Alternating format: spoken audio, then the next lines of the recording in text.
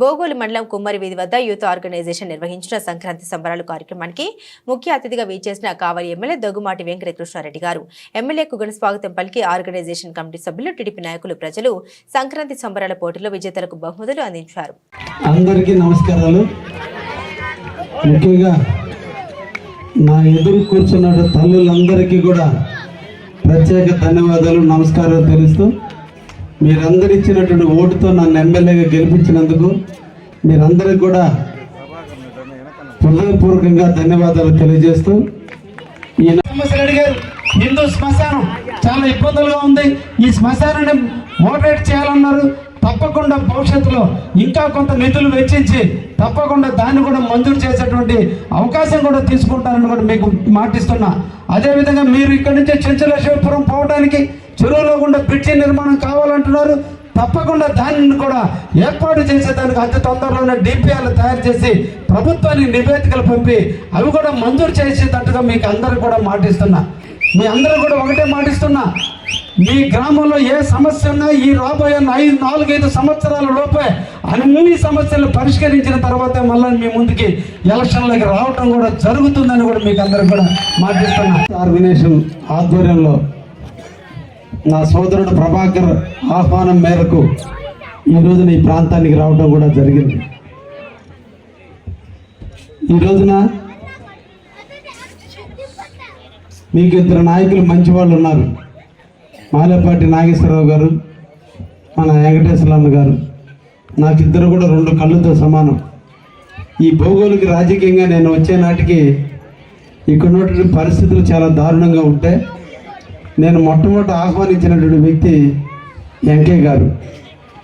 ఆయన ఉన్న ధైర్యంతో ఈ రోజున ఈ భౌగోళంలో నాకు మీరందరూ కూడా మెజారిటీ ఇచ్చారు. తప్పకుండా ఈ భౌగోళాన్ని బాగు చేసుకోవాల్సిన బాధ్యత నాదేని మీకు అందరికీ కూడా హామీ ఇస్తున్నా.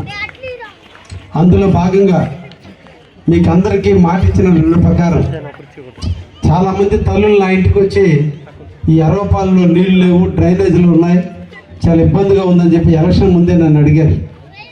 ఆ ఎలక్షన్ అప్పుడే చెప్పా, మీ ప్రాంతానికి అభివృద్ధి చేస్తానమ్మా, ఒక అవకాశం నాకు ఇవ్వండి.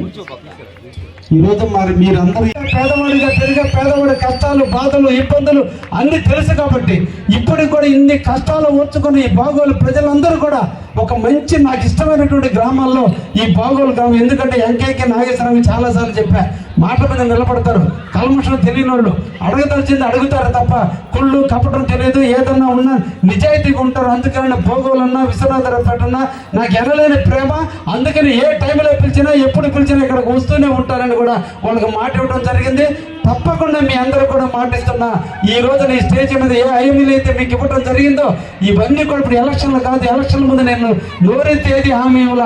ఎలక్షన్లో గెలిచిన తర్వాత మీకు మాటిస్తున్నా. మాట ఇచ్చిన మాట నిలబెట్టుకుని మళ్ళా మీ ముందుకు వస్తానని కూడా తెలియజేస్తూ ఒక మంచి కార్యక్రమంలో ఈ యూత్ ఆర్గనైజేషన్ ఆధ్వర్యంలో జరిగే కార్యక్రమానికి నన్ను ఆహ్వానించినటువంటి ఇక్కడ ఉన్నటువంటి కమిటీ అందరూ కూడా ధన్యవాదాలు తెలియజేస్తూ మా సోదరుడు ప్రభాకర్ గారి, వెంకటేశ్వర, నాగేశ్వరరావు, ఈ గ్రామానికి సంబంధించిన మిగతా పెద్దలందరినీ, నా పెద్దలు నాగరాజు గారిని, అదేవిధంగా మన యూత్ని సంజయ్ని అందరినీ కూడా అభినందిస్తూ సెలవు తీసుకుంటున్నాను. ధన్యవాదాలు. Thank you. 5 సంవత్సరాలు మిమ్మల్ని భద్రంగా కాపాడుకునే బాధ్యత నేను తీసుకున్నానని మీ అందరికీ మాటిస్తున్నా. ఈ భౌగోళిక అభివృద్ధి చేసే దాంట్లో, భౌగోళిక పూర్వం ఏమి తీసుకొచ్చే దాంట్లో, గతంలో భౌగోళం ఏ విధంగా ఎదిగిందో విశ్వనాథరావుపేట, భౌగోళం హైదరాబాద్లో ఉన్న సికింద్రాబాద్, హైదరాబాద్ లాంటివి ఒక 2 గ్రామాల కలయిక. తప్పకుండా ఈ 2 గ్రామాలను కూడా అభివృద్ధి చేయడం నా బాధ్యత. అందుకే మొట్టమొదట ఎన్నో సంవత్సరాలుగా ఇబ్బంది పడుతున్నటువంటి ఈ రైల్వే గేట్లు ఈ 2 గ్రామాల మధ్య దూరాన్ని పెంచుతున్నాయి. ప్రజల మధ్య టైంను వేస్ట్ చేస్తుంటే మొన్నటి రోజున బిఎన్ తీసుకొచ్చి బిఆర్ఎంను కలిసి జిఎంకి రిప్రజెంటేషన్ ఇచ్చి ఈ రోజున ఈ 143 ఎల్సీ నెంబర్ ఈ కుమ్మరి గేటుని అండర్ పాస్ చేయాలని చెప్పి ఇది క్యాన్సిల్ అయ్యి ఉంటే మొన్నటి రోజున అధికారులు తీసుకొచ్చి దీన్ని చూపించి దీన్ని శాంక్షన్ చేయించడం జరిగింది. అతి తొందరలోనే టెండర్లు పూర్తి చేసుకుని ఇక్కడ మీ కళ్ళ ముందే అతి తొందరలో అండర్ బ్రిడ్జి ప్రారంభం జరుగుతుందని మీకు అందరూ కూడా మాటిస్తున్నా.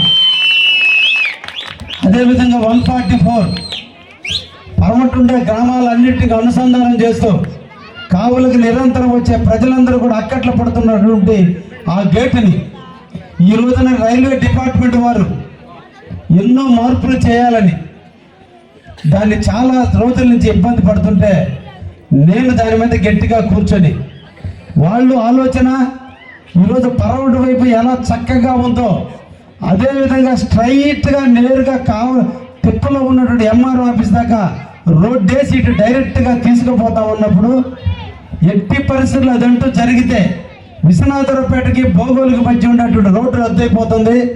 రైల్వే వాళ్ళు మొత్తం ఫెన్సింగ్ వేసుకుంటారు. 2 గ్రామాల మధ్య ఉన్న అనుబంధం పోతుంది. రైల్వే స్టేషన్ పోవడానికి ఇబ్బందులు ఎదుర్కొంటారు. ఇది ఇబ్బంది కాదు. ఎట్టి పరిస్థితుల్లో మాకు ఎల్ షేపులైన కరువు తిప్పి మాకు బ్రిడ్జి కట్టాలని చెప్పాం. ఈ రోజున తప్పకుండా కూడా ఈ 2 గ్రామాలకు నష్టపరచకుండా ఈ 2 గ్రామాల యోగ్యంగా ప్రజలందరికీ అనుకూలంగా ఉండేటట్టు ఆ బ్రిడ్జి నిర్మాణాన్ని చేసి గతంలో మీ 2 గ్రామాల మధ్య ఎంత అన్యోన్యత ఉందో ఎంత చక్కగా మీరు అందరూ కూడా కలిసిమెలిసి జీవిస్తున్నారో మీ జీవన సరళికి ఎటువంటి లోపం లేకుండా బ్రిడ్జి నిర్మాణం చేసి అతి తొందరలో మీకు అందించే కార్యక్రమం కూడా శ్రీకారం చుట్టారనే విషయాన్ని కూడా మీకు తెలియజేస్తాను. ఈరోజు 800 చిల్లర ఎకరాలతో ఈ రోజున మన రైల్వే స్థలం ఉంది. కానీ అనాదిగా కూడా స్టేజీల మీద మాటలకే మిగిలిపోయినాయి. ఎందుకనో మన ఊరంటే చాలా మందికి చిన్న చూపు అయింది. ఈ చిన్న చూపే పెద్ద చూపు కావాలి. మళ్ళా అందరూ కూడా పెట్టుకుంటూ వైపు చూసే చూపు అతి తొందరలో వస్తుందని కూడా మళ్ళీ మీకు మాట్లాడుతున్నా.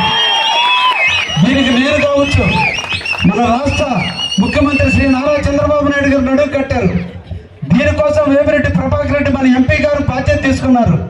బేదా రవిచంద్ర గారు బాధ్యత తీసుకున్నారు. మేమందరూ కూడా కలిసి ఈ ప్రాంతాన్ని మళ్ళా ఈ భోగోలు విశ్వనాథరావుపేట పూర్వ వైభవం తీసుకొచ్చేదానికి ఈ రోజున మేము డిపిఆర్లు తయారు చేస్తున్నాం. తప్పకుండా అది వచ్చి తీరుతుందని కూడా మీకు అందరూ కూడా మాటిస్తున్నా.